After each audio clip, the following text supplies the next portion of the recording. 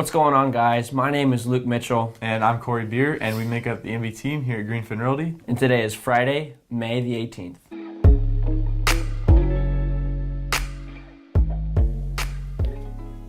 Okay, so for our weekly summary, pretty typical couple weeks again. I think it's been 2 weeks since we did our last video. We also had an open house at Pleasant. Pretty good open house, some decent traffic, not a whole lot. The actual buyer who's under contract for that house actually came through the open house, so that's always good. Also, a very exciting thing for both of us is we are done with school now until August, September. So yeah, that's something we're very happy about. And when August rolls around, we'll actually be going to the same university, so we're super thrilled about that. The past couple of weeks also, we've been getting more into golf, going to the driving range. We actually just played at the par 3 course at Valley Golf Center. It used to be called River Park Golf Center. But that's kind of something we're wanting to get more into this summer. It's a lot of fun. I mean, when you hit that clean stroke, there's nothing like it. But we both have plenty of room for improvement, so that's something that we're going to be doing this summer. Yeah, and then on the flip side, when you hit the bad stroke, you want to throw your club into the water or break it. More or less, that's what happens.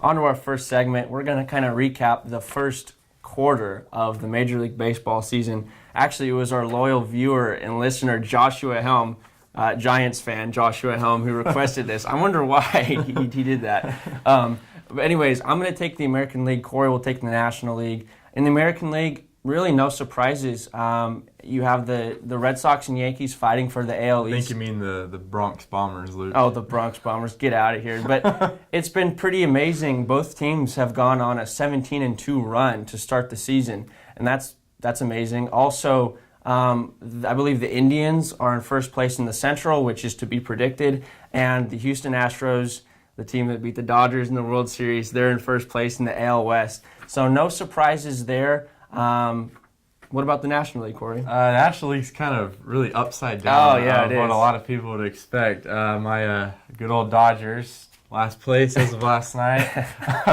It's kind of sad to see them really come off of being one game away from winning the World Series to now last place. I know Josh is going to like hearing that.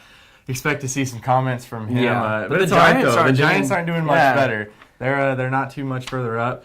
Thing that's surprising to me is teams like the Phillies and the Braves, teams that are normally in last place, man, they're crushing it. They're on first place in their divisions, respectively. And Brewers and Pirates as well. Yeah, the Brewers and Pirates. So, the National League's kind of upside down, as unlike the American League. Okay, so for our final segment of the day, we're going to talk a little bit about things you should try to avoid when selling your house as the seller. First one, arguably the most important, is we would recommend against using discount brokerages.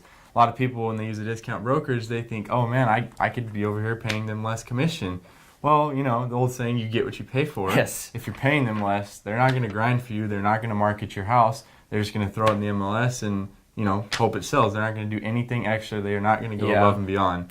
Another thing to quickly tie in with that is, people get so focused on, I'm paying them less, but you might not be netting less. That's right. Ultimately, that's what matters, is what you're going to net. Mm-hmm. Another thing you should avoid when selling your house as the seller is to don't be present when there's showings. See, a buyer, when they're going into a house, they want to be able to see their lives in it. They want to be able to see it from their perspective.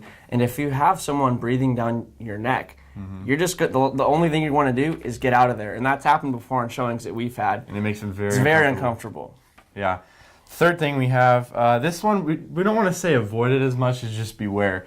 Beware of mixing your friends and family with business. Mm-hmm. The reason we say this is just because if you have a very close relationship with somebody, a business deal could very well ruin that relationship. And you kind of got to consider if it's really worth doing business with this person, the chance of ruining the relationship. Mm-hmm. And also, just because your brother's a realtor, you're my best friend, Luke, but it doesn't mean you're the greatest realtor on earth. But I am.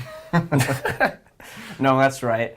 And lastly, don't be unrealistic about your home's value. I mean, you understand. You have that emotional connection to your home.